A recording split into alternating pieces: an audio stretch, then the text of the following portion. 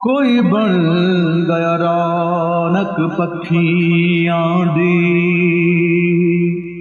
कोई छोड़ के शीश महल चलिया, कोई पलिया नाज ते नखरियां विच, कोई रेत गरम ते थल चलिया, और कोई भुल गया मकसद आवण दा, ते कोई करके मकसद हल चलिया।